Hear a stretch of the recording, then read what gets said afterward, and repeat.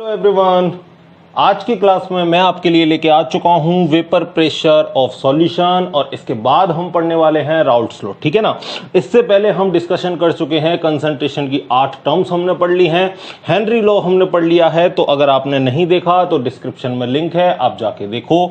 चलिए स्टार्ट करते हैं। ठीक है, तो देखो वेपर प्रेशर ऑफ सॉल्यूशन और इसके बाद हम पढ़ेंगे राउल्ट्स लॉ। तो राउल्ट्स लॉ को पढ़ने से पहले वेपर प्रेशर को पढ़ना बहुत जरूरी है। ठीक है, तो मैं अजय ओझा और आप सभी देख रहे हैं अजय एकेडमी यूट्यूब चैनल। तो चलिए शुरू करते हैं। ठीक,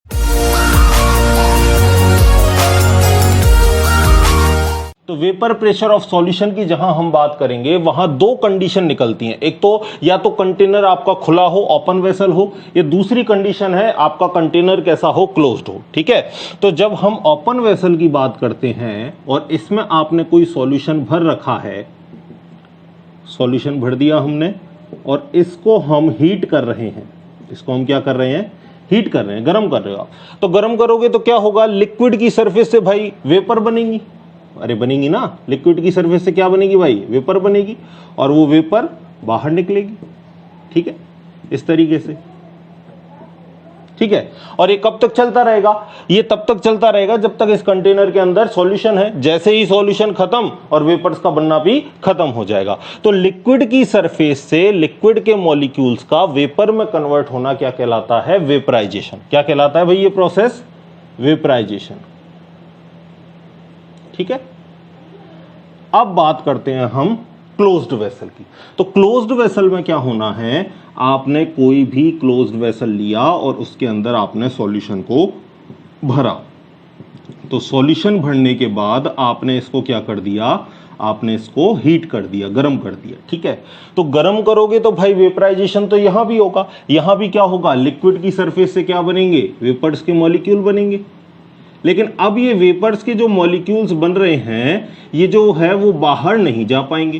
क्यों नहीं जा पाएंगे, क्योंकि जो कंटेनर है आपका वो कैसा है, क्लोज्ड। बने वेपर के मॉलिक्यूल इसकी दीवार से टकराए और टकराकर वापस कहां आएंगे, लिक्विड में ही आ जाएंगे, वापस लिक्विड की सरफेस पर आएंगे। और आने के साथ साथ क्या ये यहां पर प्रेशर भी डालेंगे क्या, अरे बिल्कुल डालेंगे। देखो जैसे ही वेपर बन रहे हैं, बनते जा रहे हैं, बनते जा रहे हैं, तो ये क्या कर रहे हैं, इस कंटेनर की दीवार पर भी प्रेशर डाल रहे हैं, साथ के साथ इस लिक्विड सरफेस पर भी क्या डाल रहे हैं, प्रेशर डाल रहे हैं। और ये जो प्रेशर डल रहा है इसी को अपन क्या नाम देते हैं, वेपर प्रेशर। क्या बोलते हैं अपन इसको, वेपर प्रेशर। ठीक है, तो वेपराइजेशन तो यहां भी होना है, वेपराइजेशन तो यहां भी होना है, लेकिन साथ साथ एक प्रोसेस और होगा। देखो वेपराइजेशन तो यहां भी हो रहा है क्योंकि लिक्विड की सरफेस से लिक्विड के मॉलिक्यूल्स किस में कन्वर्ट हो रहे हैं, वेपर में। लेकिन ये दीवार से टकराकर वापस किस में कन्वर्ट हो रहे हैं, लिक्विड स्टेट में ही कन्वर्ट हो रहे हैं। तो इस प्रोसेस को हम क्या बोलते हैं, कंडेंसेशन। कि लिक्विड के मॉलिक्यूल्स गैस में बने, गैस में कन्वर्ट हुए, वेपर में कन्वर्ट हुए और वेपर में कन्वर्ट होकर वापस किस में आ गए, गैसियस फेज में आ गए, सॉरी लिक्विड फेज में आ गए। इस प्रोसेस को हम क्या बोलते हैं, कंडेंसेशन। यानी क्लोज्ड वेसल में जहां बात होगी वहां वेपराइजेशन की भी बात होगी और कंडेंसेशन की भी बात होगी। ठीक है, अब वेपर प्रेशर मुझे बताओ क्या ओपन वेसल में डल सकता है क्या, अरे नहीं डल सकता। क्यों नहीं डल सकता, कि यहां तो जो वेपर के मॉलिक्यूल बने वो कंटेनर से बाहर चले गए, तो प्रेशर कहां डाला, इस सरफेस पर कोई प्रेशर डाला क्या, नहीं डाला। लेकिन क्लोज्ड वेसल में यहां पर लिक्विड की सरफेस पर प्रेशर डलेगा। तो याद रखना एक बात को, जहां भी वेपर प्रेशर की बात हो, जहां भी वेपर प्रेशर की बात हो तो ये अंडरस्टूड है कि जो वो वेसल है वो कैसा होगा, क्लोज्ड होगा। ओपन वेसल में वेपर प्रेशर की बात नहीं होगी। बात याद रह जाएगी आपको। अब डेफिनेशन देख लो आप, डेफिनेशन क्या होगी, the pressure exerted by vapour above the surface of liquid in equilibrium. भाई इक्विलिब्रियम स्टेबलाइज्ड हो जाएगा, जितने मॉलिक्यूल्स वेपर के बनेंगे उतने ही मॉलिक्यूल्स किस में कन्वर्ट हो जाएंगे, वापस लिक्विड स्टेट में। तो क्या स्टेबलाइज हो जाएगा, इक्विलिब्रियम स्टेबलाइज्ड हो जाएगा। ठीक है, in equilibrium state at given temperature is called vapour pressure. तो आप इसका स्क्रीनशॉट लो।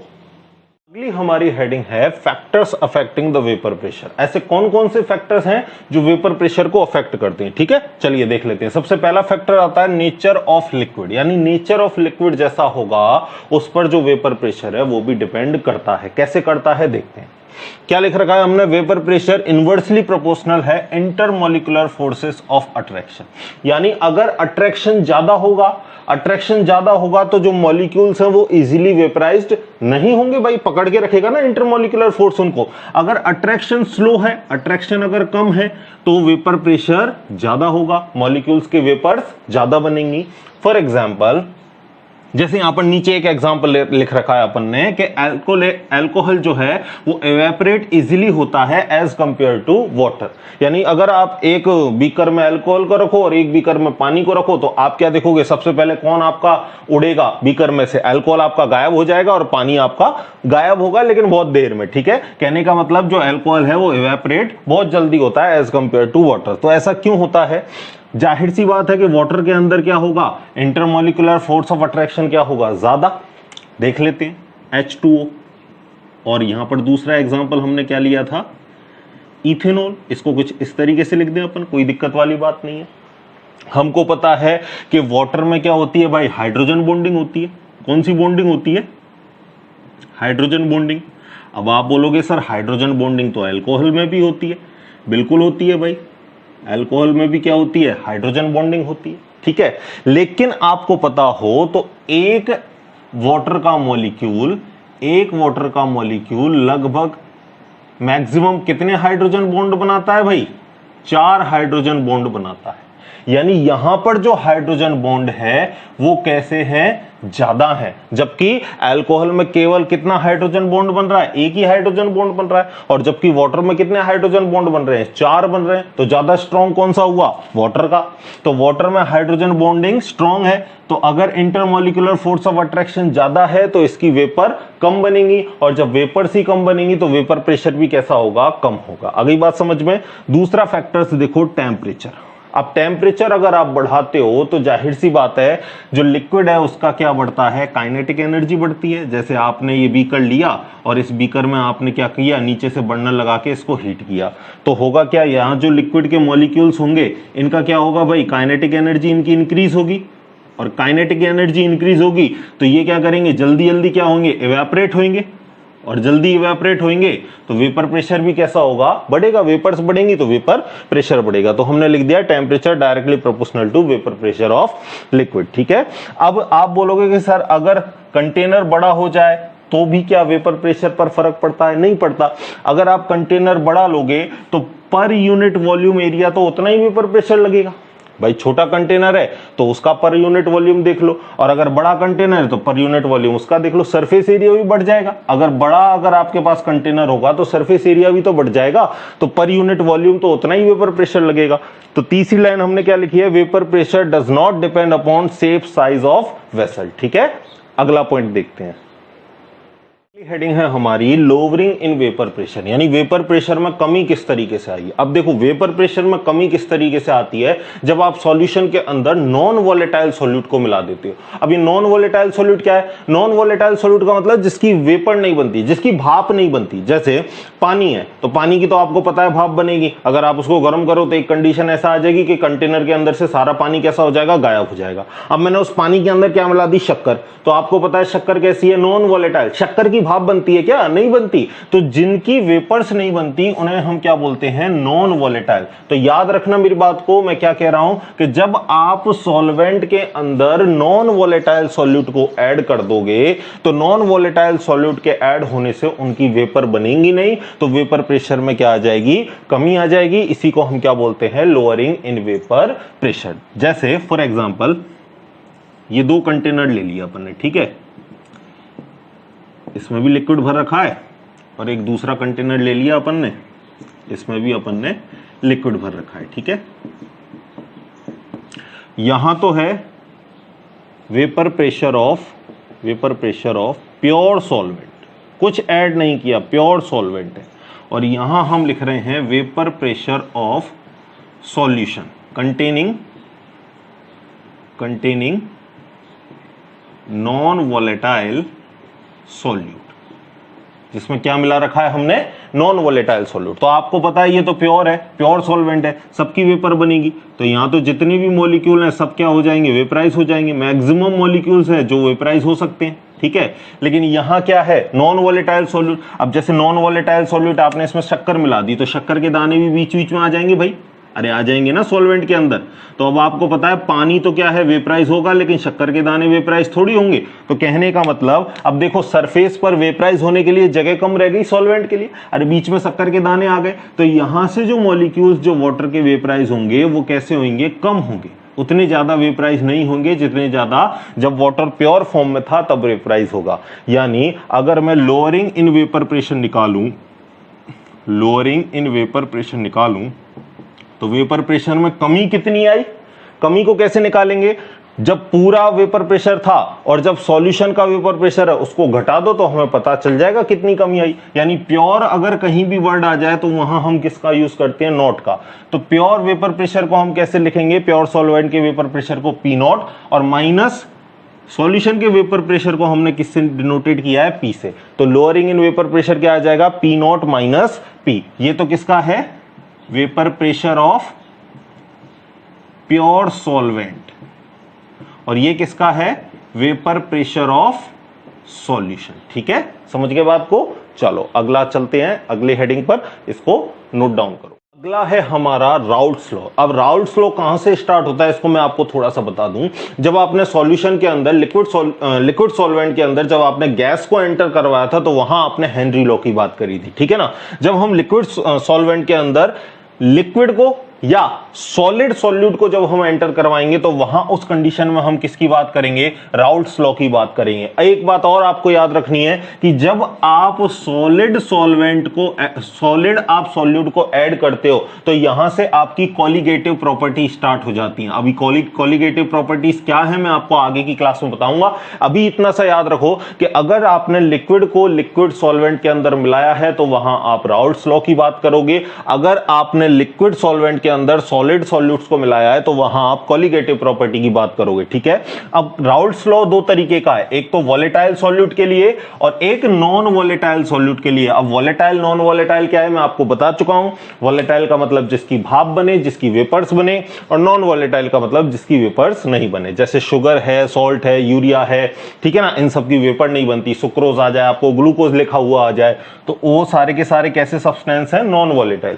वोलेटाइल का मतलब जो इजीली वेपराइज हो सके हो, इवेपोरेट हो सके हो, जैसे पानी हो गया इजीली इवेपोरेट होगा, एथेनॉल हो गया, मीथेनॉल हो गया, ठीक है ना, बेंजीन हो गया, टोलुइन हो गया, ये सारे कैसे हैं, वोलेटाइल सॉल्यूट है, ठीक है। तो अब हम हेडिंग नंबर फर्स्ट को स्टार्ट करते हैं, the solution containing volatile solute. हम आ चुके हैं हमारी हेडिंग नंबर फर्स्ट पर। पहले हम राउल्ट्स लॉ देख रहे हैं किसके लिए, वोलेटाइल सॉल्यूट के लिए। इसके बाद हम जो डेरिवेशन करेंगे वो करेंगे नॉन वोलेटाइल सॉल्यूट के लिए। तो पहले राउल्ट्स लॉ का स्टेटमेंट देख लो, आपसे एक नंबर में एग्जाम में पूछा जाता है। तो डायरेक्ट आप लिखोगे at a given temperature for a solution of volatile liquids the partial pressure of each component in the solution is directly proportional to its mole fraction.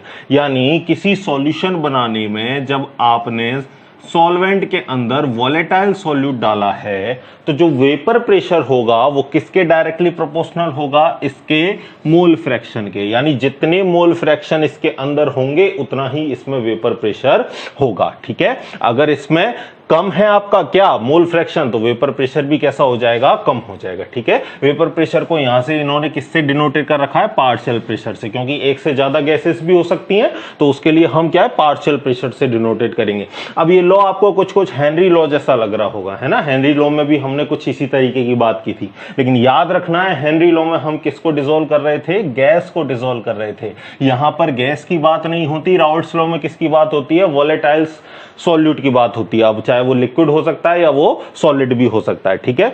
आगे देखो, अब हम लेते हैं एक binary solution. Let a binary solution is prepared by two volatile components. जो दो component से मिलकर बना है, कौन कौन से, ए और बी, ठीक है। The partial pressure of A and B are P A and P B. अब ए और बी का पार्शियल प्रेशर क्या दे रखा है, ए का पार्शियल प्रेशर पी ए दे रखा है और बी का पार्शियल प्रेशर पी बी दे रखा है, ठीक है। और इनके मोल फ्रैक्शन दे रखे हैं X A and X B. यानी ए का जो मोल फ्रैक्शन है वो एक्स ए है और जो बी का जो मोल फ्रैक्शन डिसॉल्व है वो कितना है, एक्स बी है। तो यहां से हम क्या लिख सकते हैं, यहां से हम स्टेटमेंट क्या लिख सकते हैं, P A is directly proportional to X A according to Raoult's law. इसी तरह हम क्या लिख सकते हैं, पी बी जो है वो डायरेक्टली प्रोपोर्शनल होगा किसके, एक्स बी के, ठीक है।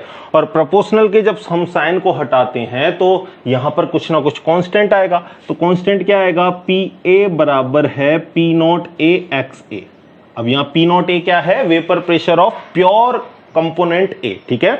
जब कंपोनेंट ए प्योर फॉर्म में था तब उसका वेपर प्रेशर क्या था। इसी तरह हम जब इसको लिखेंगे तो क्या लिखेंगे, P B equal to P naught B X B, ठीक है, vapour pressure of component B in pure form, ठीक है। अब यहां से आपने एक डाल्टन्स लॉ पढ़ा होगा, तो डाल्टन्स लॉ क्या बोलता है, जब एक से ज्यादा गैसेस हों तो जो टोटल प्रेशर होगा वो बाकी सारी पार्शियल प्रेशर का क्या होगा, सम होगा। तो अकॉर्डिंग टू डाल्टन्स लॉ हम पी टोटल क्या लिख सकते हैं, टोटल प्रेशर हम क्या लिख सकते हैं, P A plus P B लिख सकते हैं भाई, ठीक है।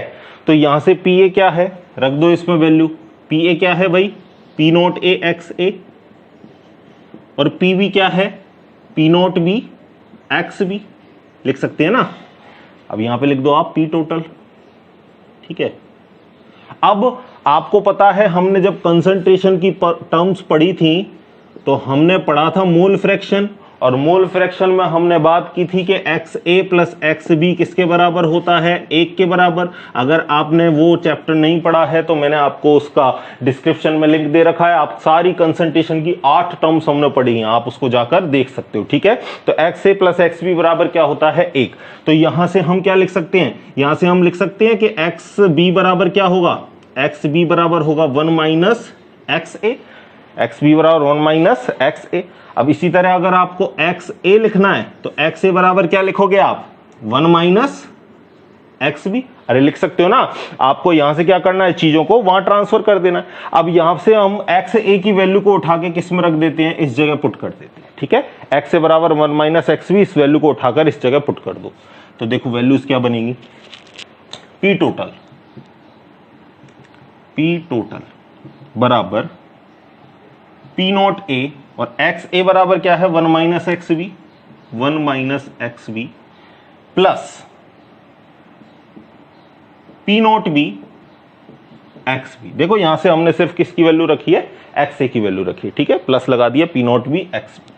अब इसका इससे गुणा कर लो तो क्या आ जाएगा, 1 का गुणा करो तो P naught A, minus X B से गुणा करो P naught A X B, plus यहां क्या बचेगा, P naught B X B बराबर। अब यहां से क्या कॉमन आ सकता है, एक्स बी कॉमन आ सकता है, तो यहां से क्या लिखोगे, P naught A plus X B common ले लिया तो यहां से क्या बचेगा, पी नॉट बी, और यहां साइन कैसा है माइनस, तो माइनस क्या बच जाएगा, पी नॉट ए। तो ठीक है, आपका पी टोटल का एक फॉर्मूला क्या आ गया, पी टोटल का आपका फॉर्मूला आ गया पी टोटल बराबर P naught A plus X B, P naught B minus P naught A. तो देखो कुछ फॉर्मूलेस को हम इक्वेशन नंबर 1 दे देते हैं, इसको दे देते हैं हम इक्वेशन 2, इसको दे देते हैं हम इक्वेशन 3। अब यहां से हम एक और इक्वेशन निकाल सकते हैं क्या, बिल्कुल निकाल सकते हैं, एक्स बी की वैल्यू रख दे। अरे एक्स बी की वैल्यू हमने क्या ली थी, 1 माइनस एक्स से, इस वैल्यू को उठा के कहां रख दो, एक्स बी की जगह, तो एक्स बी की वैल्यू रख देते हैं। चलो देखो एक्स बी की वैल्यू हम पुट कर देते हैं यहां से। देखो पी टोटल बराबर क्या होगा, पी टोटल बराबर P naught A plus X B बराबर क्या है, 1 minus X A, X B बराबर है 1 माइनस एक्स, यहां से रख रहे हैं वैल्यू को, देखना है ना। और यहां क्या बचा है, P naught B minus P naught ए, ठीक है।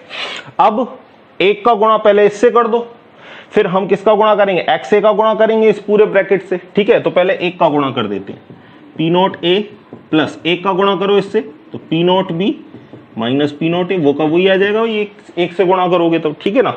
अब एक्स ए का गुणा कर दो, तो एक्स ए का गुणा कर देते हैं, माइनस को अंदर ही ले लेते हैं, तो क्या आ जाएगा, minus P naught B X A, और ये माइनस एक्स ए है तो माइनस माइनस क्या हो जाएगा, प्लस, तो plus P naught A X A, ठीक है। अब यहां से कुछ कट सकता है क्या, बिल्कुल कट सकता है, पी नॉट ए से प्लस के पी नॉट ए से माइनस का पी नॉट ए कट जाएगा ना। तो पी टोटल बराबर क्या आ जाएगा, पी टोटल बराबर आ जाएगा पी नॉट बी, यहां से क्या बचा, पी नॉट बी, और यहां से क्या बचा, minus P naught B X A plus P naught A X A. अब यहां से कॉमन क्या आ सकता है, एक्स ए इसमें, एक्स ए इसमें, तो एक्स से कॉमन ले लो, तो पी टोटल बराबर क्या हो जाएगा, पी टोटल बराबर हो जाएगा P naught B plus x से कॉमन लिया, अब यहां से पी नॉट ए किस में बचेगा, प्लस में, माइनस पी नॉट बी किस में बचेगा, माइनस में। तो राउल्ट्स लॉ से हमको कितने फॉर्मूले मिले, यहां से 4 फॉर्मूले मिले, 1 2 3 4, ठीक है। आगे समझ में, इसको आप स्क्रीनशॉट आप इसका ले लो। जो अब हमको राउट्स लॉ से जो फॉर्मूले मिले हैं उनसे हम क्या करेंगे, एक ग्राफ बनाएंगे, ठीक है ना। तो देखो जो फॉर्मूले मैं आपको बता दूं जो काम आने वाले हैं, जो अपन ने ब्रैकेट में लिख रखे हैं ना, ये सारे फॉर्मूले अपन को काम में आएंगे। देखो ग्राफ बनाने से पहले मैं आपको कुछ ग्राफ की नॉर्मल सी बातें हैं, कुछ नॉर्मल से फॉर्मूले हैं, वो मैं आपको बता देता हूं, जिससे आपको आगे भी जब हम केमिकल काइनेटिक्स पढ़ेंगे उस वाले चैप्टर्स में भी ये काम आएगा। देखो 2 या 3 जो ग्राफ है वो आपको बार बार 12वीं क्लास में काम आएंगे। वो कौन सा है, y=mx। y=mx जो ग्राफ है वो कहां से बनता है, बिल्कुल ओरिजिन से, ठीक है। y एक्सिस पर जो है उसको यहां लिखोगे, x एक्सिस पर जो है उसको यहां लिखोगे, और जो स्लोप है जो tan थीटा है वो किसके बराबर होगा, m के बराबर होगा, ठीक है। एक और ग्राफ है y=mx + c, y=mx + c। अब इस टाइप का अगर कहीं ग्राफ है तो वो थोड़ा ऊपर से बनेगा, ऊपर से मतलब यहां से, इस तरीके का ग्राफ होगा, ठीक है। y एक्सिस पर जो है उसको यहां लिखोगे, m जो स्लोप होता है, स्लोप किसके बराबर होगा, m के बराबर, और x एक्सिस यहां पर लिखोगे, और ये क्या है, इंटरसेप्ट, ये क्या है, इंटरसेप्ट, ठीक है, जो किसके बराबर है, c के बराबर। एक ग्राफ और होगा y=-mx + c। इसका ग्राफ कैसे बनेगा, ऊपर से नीचे की तरफ, ठीक है। y एक्सिस पर जो है उसको यहां लिखोगे, स्लोप आपका -m के बराबर, और यहां पर जो इंटरसेप्ट है जो किसके बराबर होगा, c के बराबर। ये वाली जगह है वो इंटरसेप्ट है किसके बराबर, c के बराबर, और x एक्सिस को आप यहां पर लिखोगे। तो ये 2-3 ग्राफ आपको ज्यादा इंपॉर्टेंट है जो आगे तक काम में आएंगे। एक बार फटाफट इसका स्क्रीनशॉट लो, आगे चलते हैं अपन, ठीक है। देखो अब जो हम ग्राफ बनाएंगे वो किसके बीच में बनाएंगे, पार्शियल प्रेशर के बीच में और मोल फ्रैक्शन के बीच में, क्योंकि जो राउल्ट्स लॉ है उसने हमको इन्हीं दोनों के बारे में ही रिलेशन दिया है, ठीक है। देखो 2 ये रहे अपने पास फॉर्मूले, पी बराबर क्या है, P0A/x।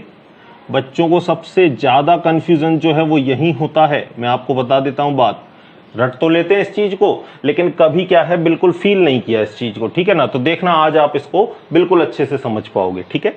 तो ये कुछ ग्राफ y=mx वाला ही लग रहा है क्या आपको, लग रहा है भाई, y=mx वाला, यानी y की जगह तो क्या लिखोगे, pa को, मैं छोटे छोटे ग्राफ बनाता हूं इनकी जगह, y की जगह क्या लिखोगे, पार्शियल प्रेशर को। ये क्या है, pa और pb क्या है, pa and pb partial pressure of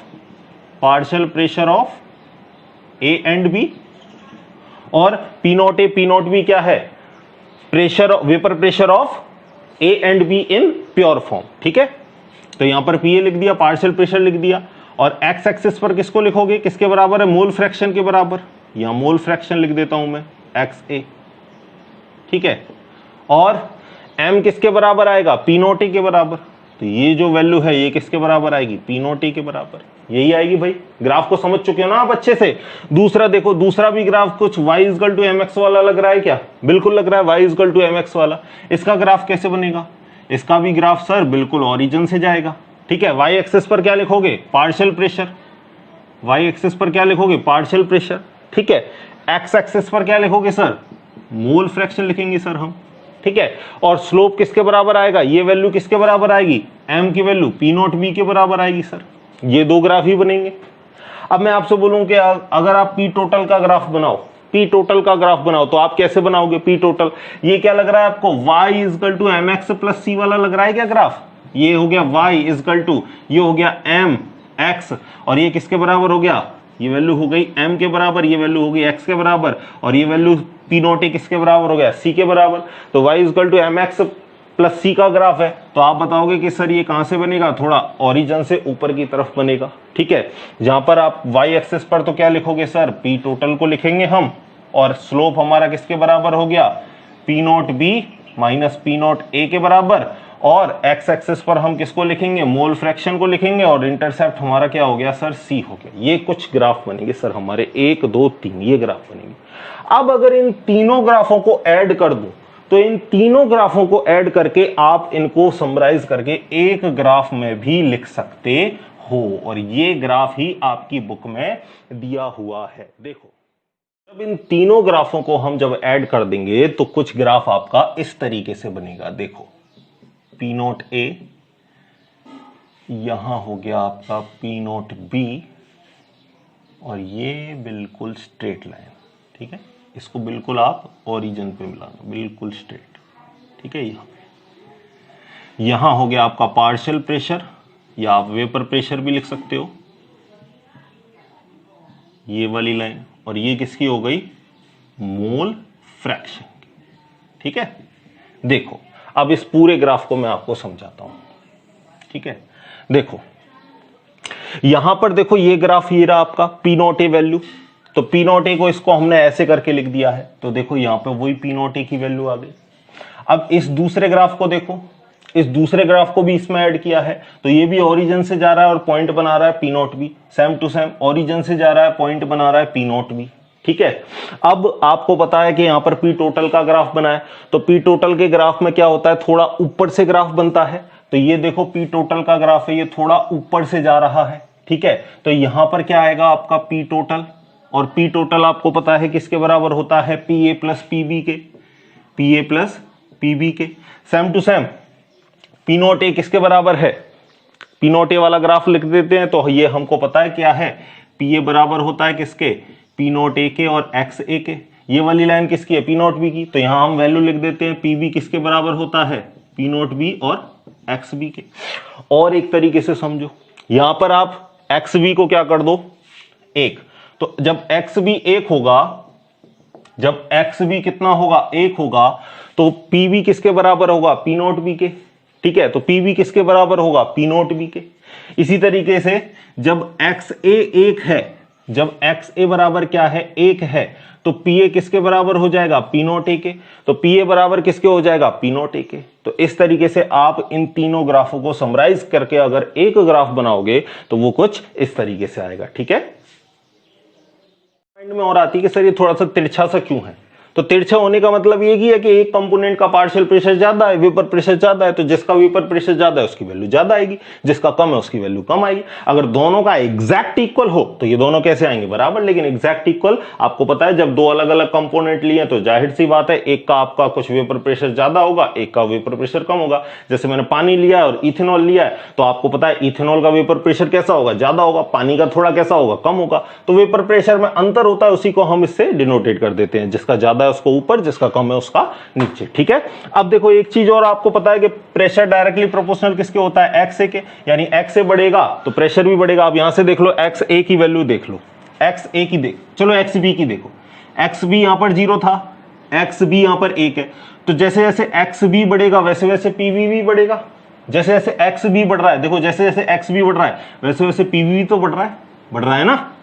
इसी तरीके से यहां देखो एक्स से बराबर क्या था, यहां 0, ठीक है, और x से बराबर यहां क्या आ गया 1, तो जैसे जैसे एक्स ए बढ़ेगा वैसे वैसे क्या बढ़ेगा, टी ए भी बढ़ेगा। तो देखो लो, जैसे जैसे एक्स ए बढ़ रहा है वैसे वैसे कौन बढ़ रहा है, टी ए भी बढ़ रहा है ना भाई। ठीक है, तो आप इस ग्राफ का स्क्रीनशॉट लो, फिर हम आगे चलते हैं।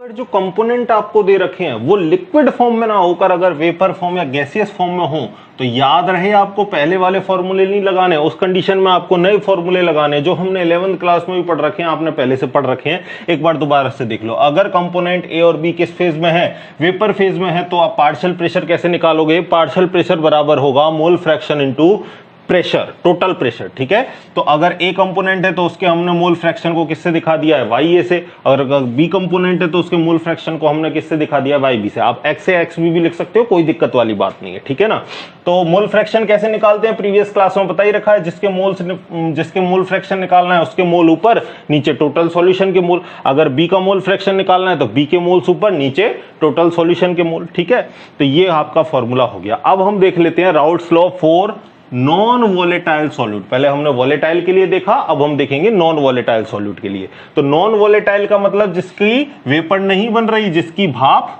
नहीं बन रही, तो जिसकी वेपर ही नहीं बन रही है उसका वेपर प्रेशर भी नहीं होगा। जैसे ये लिक्विड है और लिक्विड के अंदर हमने क्या मिला दिया है, शक्कर, तो ये शक्कर के दाने हैं, तो आपको पता है कि यहां जो भाप बनेगी वो किसकी बनेगी, पानी की बनेगी, शक्कर के दानों की भाप नहीं बनेगी।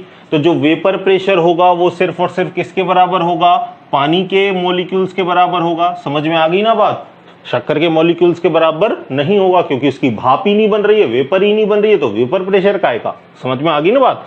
तो the vapour pressure of solution containing non volatile solute is equal to only partial pressure of the volatile liquid A. केवल वॉलेटाइल के डायरेक्टली प्रोपोर्शनल होगा, because the vapour pressure of solute B non volatile is negligible. जो vapour pressure solute B का है वो कैसा है, negligible. क्यों? क्योंकि उसका नेचर कैसा है, नॉन वॉलेटाइल। ठीक है, तो यहां पर हम पीए बराबर क्या लिख सकते हैं बताओ। पीए डायरेक्टली प्रोपोर्शनल हम एक्स से लिख सकते हैं ना। तो इधर आ जाओ अब, तो पीए बराबर क्या हो जाएगा, P naught A X A. और वी नो दैट, क्या जानते हैं भाई हम, सर आप बता दो, आप जो जानते हो, हम तो अभी सीख रहे हैं। तो एक्स ए एक्स बी बराबर क्या होगा, एक। तो एक्स ए बराबर क्या हो जाएगा, 1 माइनस एक्स बी। ठीक है ना। तो इस वैल्यू को पुट कर दो, कहां पर, इस जगह पर। तो पुट करो भाई फटाफट, क्या आएगा, पी ए बराबर क्या आ जाएगा, पी नोट ए, वैल्यू को डालो 1 माइनस एक्स बी। तो गुणा कर दो इसका, पी ए हो गया माइनस क्या हो जाएगा, पी नोट ए एक्स बी हो जाएगा ना। अच्छा यहां तो टोटल ही सॉल्यूशन है, तो पीए क्यों, यहां पर तो पीएस लिखो। टोटल सॉल्यूशन है ना भाई, टोटल सॉल्यूशन किसके बराबर आएगा, एक ही के तो बराबर आएगा। तो वेपर प्रेशर ऑफ सॉल्यूशन मैं यहां लिख देता हूं, वेपर प्रेशर ऑफ सॉल्यूशन, और इसको हमने किससे दिखा दिया, पीएस से। आप पीटी भी लिख सकते हो, टोटल सॉल्यूशन का वेपर प्रेशर। ठीक है, तो पीएस, ठीक है, वेपर प्रेशर ऑफ सॉल्यूशन। अब इस वाले पैरा को इधर ला रहा हूं, इस वाली चीज को वहां पहुंचा रहा हूं, तो ये माइनस का है, इधर आके किसका हो जाएगा, प्लस का। तो पी नोट ए एक्स बी, और पीएस उधर जाएगा तो किसका हो जाएगा, प्लस का है, तो उधर जाएगा तो किसका हो जाएगा, माइनस का। ठीक है, इसको ऐसे भी लिख सकते हैं क्या, एक्स बी बराबर P naught A minus P S upon P naught A, लिख सकते हैं भाई, अरे बिल्कुल लिख सकते हैं। ठीक है, तो अब यहां पर देखो, ये जो पूरी की पूरी टर्म है, here P naught A minus P S upon P naught A, इसको बोलते हैं relative lowering in vapour pressure, RLVP। ठीक है, इस पूरी टर्म को क्या बोलते हैं, relative lowering in vapour pressure. और इससे पहले हमने पढ़ा है P naught A minus P S क्या है, लोवरिंग इन वेपर प्रेशर, पढ़ा है ना भाई इससे पहले हमने जब फैक्टर्स पढ़े थे, लोवरिंग इन वेपर प्रेशर। ठीक है, यहां पर पी नोट ए क्या है, पी नोट ए क्या है, vapour pressure of solvent A in pure form, जब वो प्योर फॉर्म में है। ठीक है, और पीएस क्या है, यहां पर पीएस क्या है, वेपर प्रेशर ऑफ सॉल्यूशन। ठीक है, तो आज की क्लास में हमने क्या पढ़ा, आज की क्लास में हमने वेपर प्रेशर को डिटेल से एनालिसिस किया। इसके बाद में हमने राउट्स लॉ पढ़ा, जो कि बहुत इंपॉर्टेंट है एग्जाम के पॉइंट ऑफ व्यू से। अब हमने दो कैरेक्टर्स के लिए पढ़े थे, पहले हमने वॉलेटाइल सॉल्यूट के लिए पढ़ा था, फिर हमने नॉन वॉलेटाइल सॉल्यूट के पढ़ा था, सॉल्यूट के लिए पढ़ा था। ठीक है, तो इसी तरीके से पढ़ते रहिए, अगली क्लास में मिलते हैं, तब तक बाय बाय।